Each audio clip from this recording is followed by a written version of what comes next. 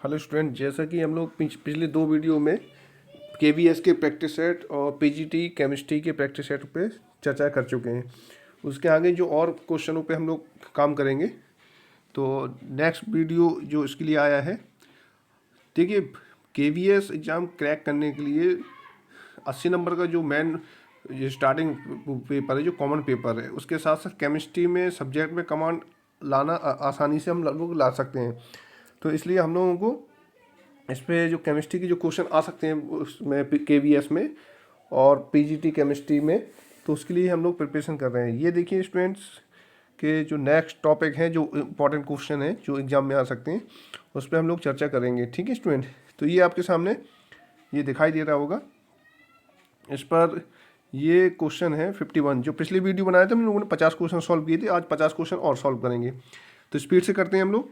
पहला क्वेश्चन है कि which one of out of the following plot represents second order reactions। तो आप लोगों को देखो, इसमें ये पूछा है कि सेकेंड ऑर्डर रिएक्शन के लिए निम्नलिखित में से कौन सा प्लॉट होगा। तो सभी लोग ये जानते हैं कि जो सेकेंड ऑर्डर रिएक्शन होती है, सेकेंड ऑर्डर रिएक्शन, तो वो सेकेंड ऑर्डर रिएक्शन होती है। अगर इसका ड्राइव फॉर्म देखें तो इसका ड्राइव फॉर्म जो आता है वो आता है आपका 1/a-x। ठीक है, 1/a-x बराबर KT प्लस 1/a। ठीक है स्टूडेंट, तो इसमें उसने किया क्या है कि ये देखिए, ये लिखा है आपका रिएक्टेंट, ये आपका रिएक्टेंट लिखा है। ठीक है, तो इसका मतलब ये आपका रिएक्टेंट हो गया, ये आपका क्या हो गया, ये आपका रिएक्टेंट हो गया, और ये क्या हो गया, T हो गया। तो इसके मध्य पूछा गया है, तो अगर इसके मध्य अगर देखेंगे, इन दोनों के मध्य पूछा गया है, अगर ग्राफ को पूछा गया है, तो इसमें जो 1/ax होगा वो इंक्रीजिंग में जाएगा, क्योंकि इसका स्लोप जो है वो प्लस का है। स्लोप क्या है, प्लस का। और ये क्या है, इंटरसेप्ट हो गया, इंटरसेप्ट भी प्लस का है। तो इसका ग्राफ कैसे जाएगा, ऊपर की ओर, यानी इसका राइट, तीसरा ऑप्शन क्या हो जाएगा, राइट हो जाएगा। इसके बाद हम लोग नेक्स्ट पे चलते हैं। नेक्स्ट पॉइंट पे देखें तो नेक्स्ट क्वेश्चन है which of the following electronic configuration is not possible. तो इसमें एक साथ एक प्रिंटिंग मिसिंग है। इसका जो राइट आंसर लगेगा वो राइट आंसर आपका हो जाएगा, जैसे वो ये कहना चाह रहा है कि 2px2 लिखा है यहाँ पर, तो ये वाला इसका राइट आंसर, इसका नेगेटिव क्वेश्चन है ये।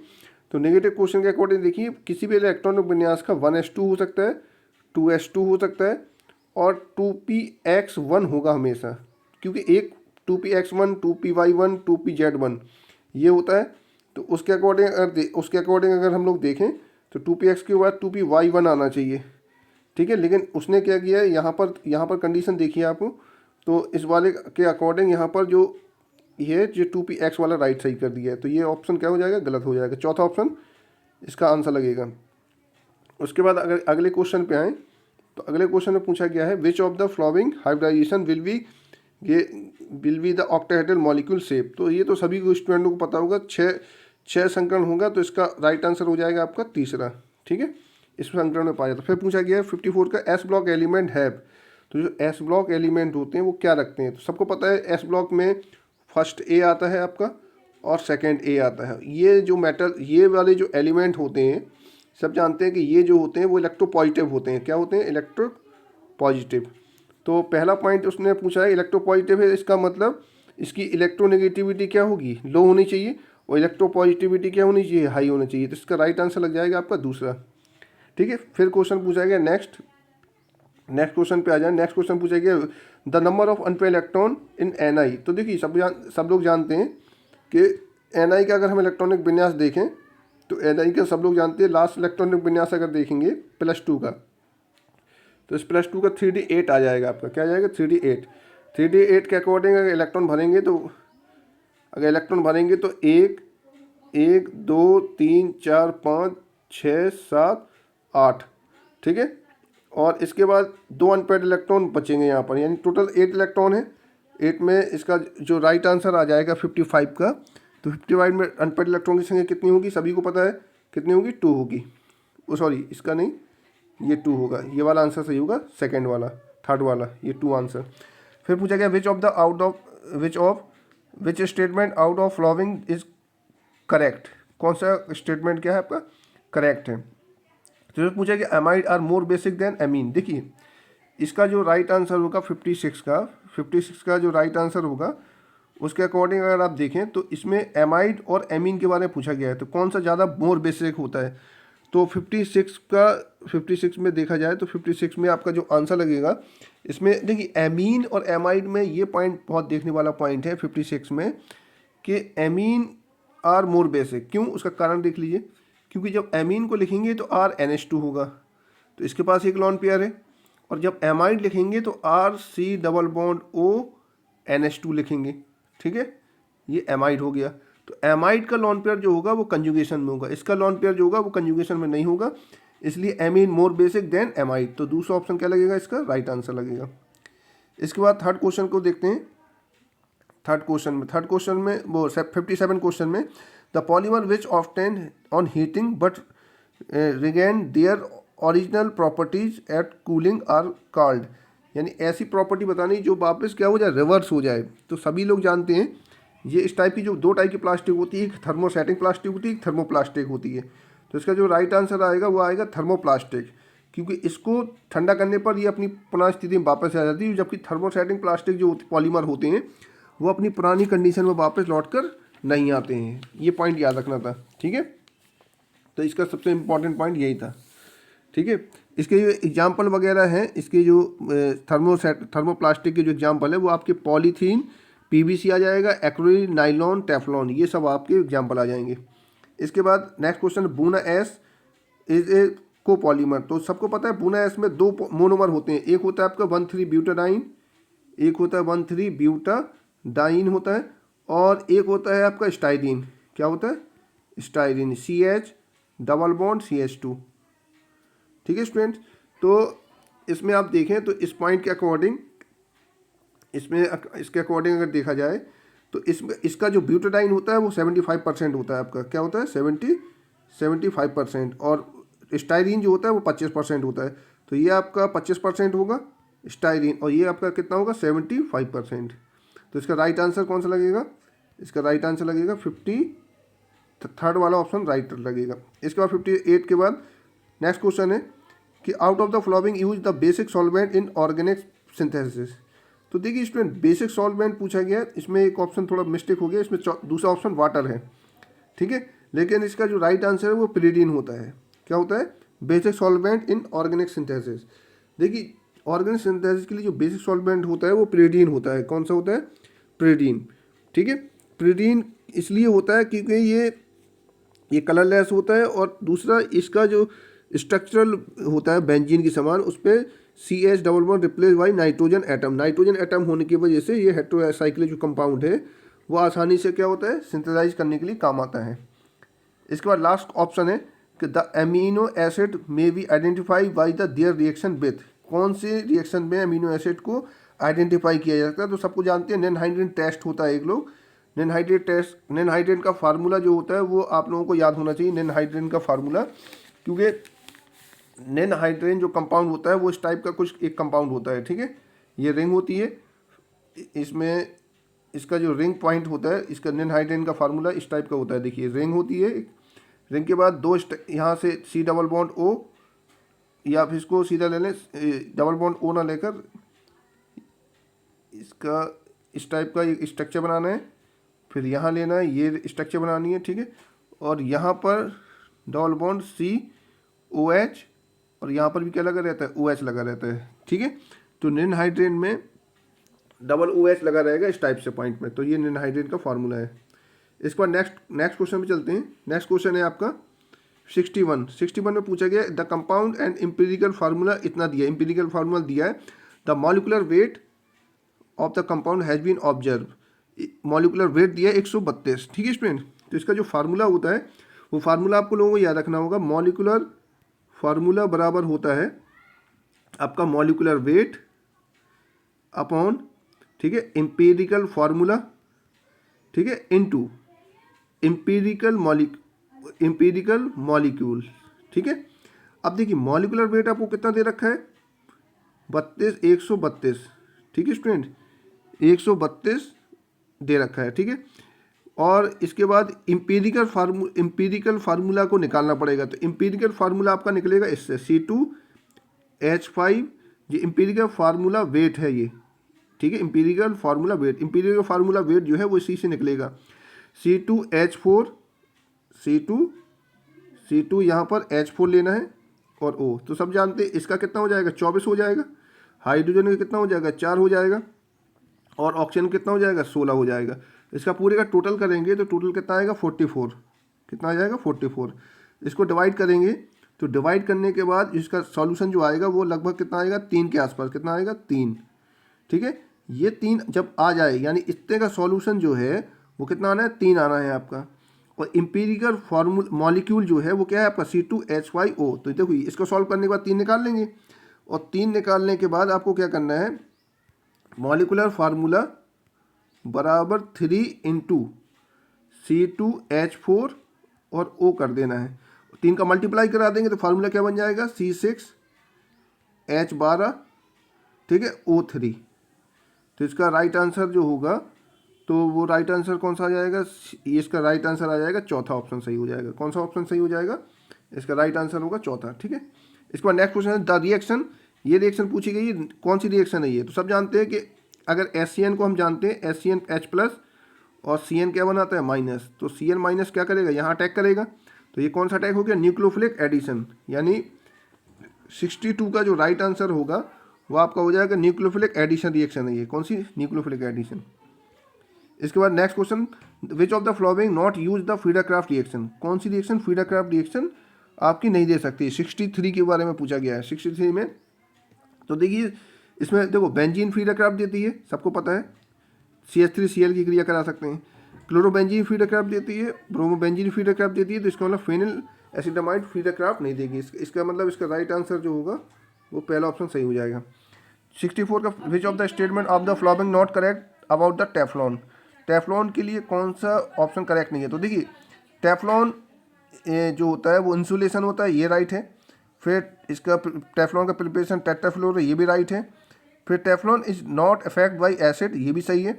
इसमें लिखा है टेफ्लॉन इज हाईली रिएक्टिव, तो ये गलत हो गया, ठीक है। तो इसका ऑप्शन क्या लगेगा, पहला ऑप्शन सही लगेगा। फिर पूछेगा on the reaction of the phenol with CHCl3 NaOH 70 centigrade compound form, तो सब जानते हैं ये राइमर टीमर रिएक्शन है। कौन सी रिएक्शन है 65 की जो है वो राइमर टीमर रिएक्शन है। कौन सी राइमर टीमर, सब लोग जानते हैं कि इसकी जो रिएक्शन होती है इससे सैलिसाइल्डिहाइड बनेगा, क्या बनेगा सैलिसाइल्डिहाइड। अगर इसकी जगह पर CCl4 होता, क्या होता CCl4, तो सैलिसिलिक बनता। इसके बाद नेक्स्ट क्वेश्चन है 66 में पूछा गया AgBr soluble in hypo due to formation of, तो इसका राइट आंसर लगेगा पहले वाला, ठीक है, क्योंकि AgBr क्रिया करके ये कंपाउंड बना लेता है। फिर लास्ट इसके बाद नेक्स्ट क्वेश्चन पे चलें। नेक्स्ट क्वेश्चन 67 में पूछा गया विच of the following have identical bond order, तो कौन सा बॉन्ड ऑर्डर आइडेंटिकल है। तो सब जानते हैं कि बस इलेक्ट्रॉन निकालना है। तो देखो कार्बन के 12 इलेक्ट्रॉन होते हैं, नाइट्रोजन कितने होते हैं 7, ठीक है, तो 6 और 7 13 और एक माइनस लगा 14, तो इसके पास टोटल इलेक्ट्रॉन कितने हैं 14, मतलब नाइट्रोजन जैसा इसमें ट्रिपल बॉन्ड पाया जाएगा। इसका बॉन्ड ऑर्डर कितना होगा 3। O2 में 8 दूनी 16, एक 17, 8 दूनी 16 और एक माइनस लगा है 17 इलेक्ट्रॉन है इसके पास, तो इसका बॉन्ड ऑर्डर कम होगा। फिर NO में देखें तो 7 और इसका 8, 15 प्लस लगा 14, तो ये इसका कितना होगा, इसमें भी 14 इलेक्ट्रॉन होंगे, इसमें कितने होंगे 12 इलेक्ट्रॉन होंगे, ठीक है। तो ये दोनों आइडेंटिकल होंगे CN और NO, तो पहले वाला और थर्ड वाला। इसका राइट ऑप्शन कौन सा लगेगा, पहला ऑप्शन लगेगा राइट आंसर। इसके बाद आते हैं इस वाले क्वेश्चन में। तो ये जो 67 का मोस्ट पोलर बॉन्ड पूछा गया, तो मोस्ट पोलर बॉन्ड का कॉन्सेप्ट क्या होता है कि जो EN होता है, EN इलेक्ट्रोनेगेटिविटी डिफरेंस जितना ज़्यादा होगा, इलेक्ट्रोनेगेटिविटी डिफरेंस जितना ज़्यादा होगा उसमें पोलरिटी उतनी ज़्यादा होगी। तो देखिए स्टूडेंट अगर इस टाइप का क्वेश्चन जब आता है तो आप लोगों को करना क्या है, ये सब लोग जानते हैं, देखो ऐसे तो याद नहीं रख सकते हैं, लेकिन जानते हैं कि ये ऑप्शन तो लगेगा नहीं क्योंकि CL की EN डिफरेंस क्या होगी 0। फिर हम इसके बारे में आए F के बारे में, तो F की सबको इलेक्ट्रोनेगेटिविटी पता होती है 4, इसकी भी कितनी होगी 4, इसकी भी कितनी होगी 4, ठीक है। अब इसके अकॉर्डिंग डिफरेंस निकालना है, तो ऑक्सीजन की EN क्या होती है ज़्यादा होती है, नाइट्रोजन की भी EN क्या होती है ज़्यादा होती है, C की EN क्या होती है कम होती है। उसके अकॉर्डिंग यहाँ पर इलेक्ट्रो डिफरेंस क्या मिलेगा ज़्यादा मिलेगा, तो इसका राइट ऑप्शन कौन सा लग जाएगा आपका, तीसरा राइट ऑप्शन लग जाएगा। इसके बाद जो 69 का आंसर है which of the following same number of atom 20 ग्राम, तो इसका जो कैलकुलेशन सॉल्व है इसको न्यूमेरिकल को अलग से बता दिया जाएगा। 69 का जो राइट आंसर है 69 का, वो तीसरा राइट आंसर है। इसमें टाइम लग जाएगा बताने में, इसलिए इसको हम लोग ये वाला ऑप्शन, इसका तीसरा ऑप्शन सही लगेगा। सॉल्व करके देख लेना। इसके बाद द वर्क मिनिस्टर फुलरेंस इज, तो वर्क मिनिस्टर फुलरेंस में क्या पाया जाता है, कार्बन 60। और ये बात ध्यान रखना सब लोग वर्क मिनिस्टर फुलरेंस में, कि इसमें जो कंडीशन होती है वर्क मिनिस्टर फुलरेंस में कि 69 वाले में, कि इसका जो हेक्सागोनल, इसमें दो टाइप की रिंग पाई जाती है। क्या पाई जाती है, दो टाइप की रिंग। दोनों टाइप की रिंग में 20 जो होते हैं 20 हेक्सागोनल पाए जाते हैं, ठीक है। और 12 जो होते हैं वो पेंटागोनल पाया जाता है स्ट्रक्चर। 20 6 मेंबर रिंग पाई जाती है और 12 5 मेंबर रिंग पाई जाती है। और इसमें संकरण जो पाया जाता है वो कौन सा पाया जाता है, sp2। इतनी बातें याद रखनी है वर्क मिनिस्टर में। बाकी कार्बन 70 सबको पता चल गया। इसके बाद नेक्स्ट क्वेश्चन चलते हैं। नेक्स्ट क्वेश्चन में 71 में पूछा गया the from the ideal gas joule Thompson coefficient. तो सभी को पता होना चाहिए जूल थॉम्पसन कॉफिशिएंट के लिए, क्योंकि जो जूल थॉम्पसन होता है कॉफिशिएंट, वो क्या होता है, आइडियल गैस के लिए 0 होता है। और उसका कारण अगर पूछ ले कि क्यों ऐसा 0 होता है, तो ये याद रखना कि इसमें जो इंटरमोलिकुलर फोर्स होता है, force of attraction, intermolecular force of attraction जो होता है वो इसमें अब्सेंस होता है। इंटरमोलिकुलर फोर्स अट्रैक्शन जो होता है वो क्या होता है, अब्सेंट होता है। इसलिए इसका जो म्यू कॉफिशिएंट होता है जूल थॉम्पसन गुणांक वो 0 होता है। इसके बाद नेक्स्ट क्वेश्चन जो पूछा गया है 72। तो 72 का जो राइट आंसर आता है वो राइट आंसर इसका लगेगा 2 लगेगा, ठीक है। इसका डिटेलिंग थोड़ा बड़ा है इसलिए नहीं इसको बताया जा रहा है। इसके बाद जो इसके नेक्स्ट क्वेश्चन है, नेक्स्ट क्वेश्चन में 73 का भी न्यूमेरिकल पॉइंट है, इसको आप लोग सॉल्व कर सकते हैं। इसका जो राइट आंसर आएगा वो 28 टाइम आएगा। कितना आएगा राइट आंसर इसका, 28 टाइम, ठीक है स्टूडेंट। इसके बाद अगले क्वेश्चन पे चलते हैं। अगले क्वेश्चन पे देखें, इसमें एक क्वेश्चन है, इसमें एक क्वेश्चन रिएक्शन टाइप का है, तो वो इसमें कट गया है शायद, तो अब रहने देते हैं। लेकिन इस टाइप का क्वेश्चन है इसमें कि निम्नलिखित में कंडक्टर रिड्यूसिंग पूछा गया है, तो सभी में अपचयन हो रहा है। इस टाइप का जो विकल्प मिलेगा सभी में अपचयन हो रहा है। इसके बाद आते हैं 85 में देखें। 85 में पूछा गया निम्नलिखित द क्रोमियम एवरी लिंक। तो ये तो सभी को लगभग लगभग बन जाएगा क्योंकि क्रोमियम की स्ट्रक्चर सबको बनाते बनती है, ठीक है स्टूडेंट। तो इसके अकॉर्डिंग देखें, तो अगर इसकी स्ट्रक्चर बनाए हम CR की, तो C double bond O, C double bond O, फिर O, फिर CR डबल बॉन्ड O, फिर CR डबल बॉन्ड O, कितने 4 ऑक्सीजन लग गए हैं। फिर एक O माइनस यहाँ पर और एक O माइनस यहाँ पर, तो एक क्रोमियम कितने ऑक्सीजन को कवर किए हैं, 4 ऑक्सीजन को। इससे राइट आंसर का क्या लगेगा 85 का। तो 85 का जो राइट आंसर लगेगा वो आपका लगेगा 85 का राइट आंसर कौन सा, ये लगेगा आपका, ये 4 एटम। कौन सा एटम लगेगा, 4 एटम इसका राइट आंसर लगना चाहिए, क्योंकि उसने ऑक्सीजन पूछा ना। तो ऑक्सीजन कितने ऑक्सीजन एटम को कवर करेगा, 4 एटम को, ठीक है। एक क्रोमियम के बारे में पूछा है इसलिए हम लोग 4 एटम लगा रहे हैं, ठीक है ना। 85 में 85 का राइट आंसर। इसके बाद 86 में चले, विच of the following is paramagnetic. तो पैरामैग्नेटिक में देखिए सभी में ये CN जो है स्ट्रॉन्ग लिगेंड है, स्ट्रॉन्ग लिगेंड है, तो लो स्पिन दर्शाएगा। तो अगर हम देखें इसका Fe का कन्फिगरेशन +2 है, +2 कंडीशन में D क्या आएगा, D आपका 6 आ जाएगा, ठीक है। और यहाँ पर जो है +3 कंडीशन है, तो इसके लिए D क्या आएगा, इसके लिए D जो आएगा, इस वाली कंडीशन के लिए जो D आएगा वो D आपका क्या आ जाएगा, 5 आ जाएगा, ठीक है।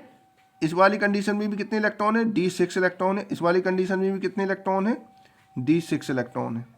अब अगर हम बात करें स्ट्रॉन्ग लिगेंड को देख लें कि सभी में D6 इलेक्ट्रॉन आ रहे हैं। सिर्फ इसी वाली कंडीशन में, इस वाली कंडीशन में जो है वो D5 आ रहा है। कौन से, सेकंड वाले ऑप्शन में D5 आ रहा है। D5 लो स्पिन में भी अनपेड इलेक्ट्रॉन रखेगा, इसलिए यही वाला ऑप्शन क्या लगेगा, राइट लगेगा, ठीक है।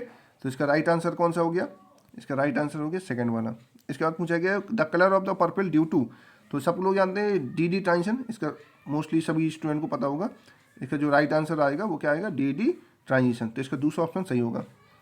फिर पूछा गया 88 में the emission of alpha and 2 beta particle radio active element will result in. तो कुछ करना नहीं है, मान लो हम सपोज करके चलें कि वही A एलिमेंट है, ठीक है स्टूडेंट। A एलिमेंट है, अगर मान लो हमने इससे एक अल्फा निकाल दिया तो A में कितनी कमी हो जाएगी, 4 की, और इसमें कितनी कमी हो जाएगी, 2 की। फिर हमने क्या किया, इससे 2 बीटा निकाल दिए, ठीक है। इससे 2 बीटा निकालेंगे तो ये वापस क्या आ जाएगा, 0 आ जाएगा। तो A-4 और A वैसे ही हो जाएगा। तो इसका एटॉमिक नंबर मान लेते हैं 25 था, तो यहाँ लास्ट में जाके 25 भी तो बचेगा, यानी एटॉमिक नंबर में कोई चेंज आएगा क्या, 25 रहेगा। तो इसकी एटॉमिक नंबर क्या है, सेम, बट एटॉमिक मास में क्या आ जाएगा, डिफरेंस आ जाएगा। इसलिए एटॉमिक मास में डिफरेंस आने का मतलब ये कंफर्म हो गया कि ये आइसोटोप्स होगा। क्या होगा, आइसोटोप्स। 88 का राइट आंसर कौन सा हो जाएगा, आइसोटोप्स। ठीक है स्टूडेंट। इसके बाद 89 पे चलते हैं। 89 में पूछा गया the which of the occupy industrial position which the latest. तो इंडस्ट्रियल प्रोसेस का मतलब ये होता है, सभी लोग जानते हैं, क्रिस्टल जालक में इस टाइप की स्ट्रक्चर बनती है कुछ क्रिस्टल जालक में, ठीक है ना, डॉट डॉट संरचना रहती है, तो बीच में जो स्ट्रक्चर होती है यहाँ पर इंडस्ट्रियल स्टेट होता है। ये जो ऑप्शन लगेगा इसमें फ्रैंकल आंसर क्या लगेगा, फ्रैंकल आंसर सही लगेगा। ठीक है, उसका कारण समझ रहे होंगे सभी लोग, क्योंकि फ्रैंकल का ऑप्शन क्या लगेगा, सही लगेगा। शॉर्ट की में क्या होता है, एक धनायन एक ऋणायन बैलेंस क्या हो जाती है, डिफरेंस हो जाती है। इसके बाद नेक्स्ट क्वेश्चन चलते हैं 90 वाले क्वेश्चन पे। तो इसका जो राइट आंसर, इसका जो ऑप्शन है पूछा गया है करेक्ट ऑर्डर बताना है। तो सभी लोग जानते हैं, इतना तो सभी लोग जानते हैं कि आयनाइजेशन एनर्जी इज प्रोपोर्शनल 1/एटॉमिक एटॉमिक साइज। ठीक है, ये ऑप्शन तो सबको पता है। ये बात भी ध्यान रखना है कि ये दोनों एक दूसरे के EN भी क्या होती है, एक दूसरे के प्रोपोर्शनल होती है, यानी EN जितना ज़्यादा होगा उसका आयनाइजेशन एनर्जी क्या होगी, उतनी ज़्यादा होगी।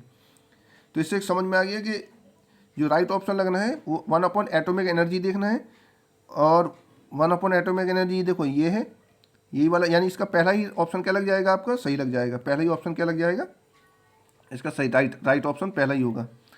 इसके बाद चलते हैं, how many pair of the enantiomer possible the dichloro piperidine. तो इसका देखो बनाने में टाइम लगेगा बच्चों, तो इसका जो प्रीवियस राइट ऑप्शन हम सीधे पॉइंट में बता दे रहे हैं। तो इसमें 3 आइसोमर बनेंगे, कितने आइसोमर बनेंगे आप स्ट्रक्चर बना के देख लेना। इसके बाद जो पूछा गया is in the following reaction, तो सब जानते हैं, यहाँ देख रहे हैं सबको, यहाँ कौन सा लिए रखा है इसने, एल्कोहल ही ले रखा है। एल्कोहल ही लेने का मतलब बीटा एलिमिनेशन होगा। तो इसमें देखिए CH2 CH2 CH2 CH2, यहाँ Br है और यहाँ पर भी क्या है Br।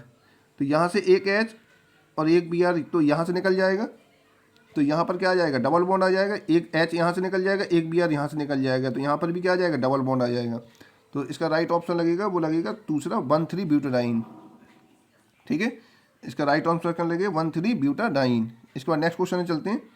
पूछा गया है निम्नलिखित रिएजेंट पे विच ऑफ द कीटोन, देखिए सब कीटोन है, एसीटोन, कीटोन का मतलब एसीटोन हम लेके चलते हैं। ठीक है स्टूडेंट, अगर एसीटोन लेके चलते हैं तो एसीटोन के अकॉर्डिंग इसका जो फार्मूला बनेगा वो CH3 रिएक्शन CH3। ठीक है, CH3 double bond O, ketone है, ग्रेगनार्ड आएगा, अटैक करेगा, यहाँ से टूट कर इसको क्या दे देगा, यहाँ पर OH लग जाएगा, यहाँ पर क्या लग जाएगा, OH। ठीक है, तो ये टर्सरी एल्कोहल बनेगा। इसका मतलब राइट ऑप्शन इसका कौन सा लगेगा, इसका राइट ऑप्शन तीसरा लगेगा। इसके बाद 94 में पूछा गया है ये विच ऑफ द, पूछा गया राइट ऑप्शन में कि द इन कार्बोक्सिलिक क्लियानी सिंथेसिस, ये क्लियानी सिंथेसिस में याद रखना, इसमें एराबिनोज होता है एक कंपाउंड, एराबिनोज, ये 5 मेंबर्ड होता है, इसका फार्मूला होता है C5H10। ठीक है, O5 एराबिनोज, ये 5 मेंबर्ड होता है। कितने मेंबर्ड होता है ये, 5 मेंबर्ड। तो कुल मिला के 5 वाले कार्बन से हम लोग किस में ले जाते हैं, C6 वाली चेन पे, यानी एराबिनोज से ग्लूकोज में कन्वर्जन जो होता है वो क्लियानी सिंथेसिस कहलाती है। ठीक है, तो ये बात ध्यान रखना है सभी को। अब इसका राइट ऑप्शन क्या पूछा गया, for the lengthening the carbon chain in the compound, यानी लेंथ बढ़ाना, फॉर शॉर्टिंग, फॉर पॉलीइपीमर, फॉर डाइस्ट्यूमर। तो इसका पहला ऑप्शन क्या लगेगा, राइट लगेगा, क्योंकि लेंथ को हम क्या कर रहे हैं, 5 कार्बन से 6 कार्बन की ओर बढ़ा रहे हैं। इसके बाद नेक्स्ट टॉपिक है, कुछ क्वेश्चन और रह गए 94 के बाद। 94 के बाद बस कुछ क्वेश्चन है, इस पर आपको देखना है। इससे पूछेंगे द 2-मेथिल साइक्लोहेक्सेनॉल का फार्मूला। तो ये तो सिंपल है, 2-मेथिल साइक्लोहेक्सेनॉल पूछा गया है। तो 2-मेथिल साइक्लोहेक्सेनॉल का सीधे सीधा फार्मूला का ऑप्शन कौन सा लग जाएगा, ये वाला ऑप्शन लग जाएगा आपका। फिर पूछा गया विच ऑफ द, फिर पूछा गया विच ऑफ द फ्लॉविंग सॉल्युबिलिटी, किसकी सॉल्युबिलिटी ज़्यादा होगी। तो देखिए ये वाला ऑप्शन सही होगा, क्योंकि इसमें इंटरमोलिकुलर हाइड्रोजन बॉन्डिंग हो जाएगी, क्योंकि इन दोनों की आपस में हाइड्रोजन बॉन्डिंग नहीं होनी चाहिए। ठीक है ना, क्योंकि ये वाली ये वाली जो होगी वो अंतः हाइड्रोजन बॉन्डिंग हुई, जो होगी वो अंतरा हाइड्रोजन बॉन्डिंग होगी। इसलिए ये वाला तीसरा वाला ऑप्शन क्या लगेगा, राइट लगेगा। इसके बाद पूछा गया विच of the sodium now is the treated with the given the precipitate only the on boiling point the A9. तो पहले देखिए स्टूडेंट, जब इसकी क्रिया कराएंगे तो पहले बनेगा आपका मैग्नीशियम बाइकार्बोनेट, फिर मैग्नीशियम बाइकार्बोनेट को कन्वर्ट करेंगे तो वो आपका किस में आ जाएगा, कार्बोनेट में आ जाएगा। तो जब बॉयल करने के बाद पूछ रहे हैं तो इसका राइट ऑप्शन लगेगा आपका ये वाला तीसरा। फिर पूछा गया 98 का, 98 में पूछा गया विच of the compound is chiral. तो इसका जो 98 का जो राइट आंसर लगेगा 98 का, तो 98 में देखो कायरल पूछा गया, कायरल का मतलब होता है चारों बैलेंस क्या होनी चाहिए, डिफरेंस होना चाहिए। अब चारों बैलेंस डिफरेंस में देखिए ये वाला ऑप्शन तो कट हो गया, इस तरीके देख लीजिए, ठीक है। इस वाले ऑप्शन में ये वाले ऑप्शन तो क्या कट हो गया जाएगा, चार ऑप्शन बैलेंस डिफरेंस नहीं है, ये ऑप्शन भी क्या हो जाएगा, कट हो जाएगा। इसके अकॉर्डिंग देखें तो ये सिस्टेंस बन तो रहा है बट कायरलिटी पूछी गई है, तो कायरल में ये दोनों कंडीशन जो है वो चार कंपाउंड है, यहाँ पर दो हैं, तो क्योंकि डबल बॉन्ड जो लगा होता है वो एक सीधा लगा होता है और एक टेपर करके लगा होता है, इसलिए इसका राइट आंसर 98 का क्या लग जाएगा, ये वाला लग जाएगा। इसके बाद 99 का जो ऑप्शन है, 99 में सबको पता है कि स्प्लिटिंग जो एनर्जी होती है वो डेल्टा टी की ज़्यादा हो, delta T just equal to जो होता है delta T just equal to 4/3 4/9 delta O. तो इसका राइट ऑप्शन ये लगेगा। वो यहाँ पर कंफ्यूज करने के लिए हम लोगों को क्या कर सकता है, यहाँ पर कंफ्यूज करने के लिए वो इस चीज़ को भी कन्वर्ट कर सकता है कि यहाँ पर 2/3 दे सकता है, क्या दे सकता है 2/3, यानी 2/3 करके दे देगा घुमाकर, तो ध्यान रखना है। इसके बाद लास्ट ऑप्शन है कि the compound of the element CCP latest. तो ये बॉइड का क्वेश्चन है, इस बॉइड वाले क्वेश्चन को इसका राइट आंसर जो लगेगा वो आपका लगेगा ये वाला पहला वाला X4C3/3। ठीक है स्टूडेंट, तो इन सबको पॉइंट पे देखकर क्लियर कर लेना है, और जो प्रॉब्लम हो उसको आप लोग मैसेज करके बता सकते हैं। तैयारी पे लगे रहिए क्योंकि कभी भी मतलब डेट शीट आनी है, डेट शीट क्लियर है। ठीक है स्टूडेंट, तो नेक्स्ट वीडियो मिलते हैं नेक्स्ट पेपर के इंपॉर्टेंट क्वेश्चन के साथ। जब तक के लिए इसको शेयर सब्सक्राइब जरूर करें। हम लोग 20 तारीख तक ये कंटिन्यू टॉपिक बनाएंगे, 20 तारीख तक आपको कम से 10-15 प्रैक्टिस सेट सॉल्व करा दिए जाएंगे, नए नए टाइप के जो पेपर में आ सकते हैं क्वेश्चन। ओके स्टूडेंट, तो नेक्स्ट वीडियो मिलते हैं।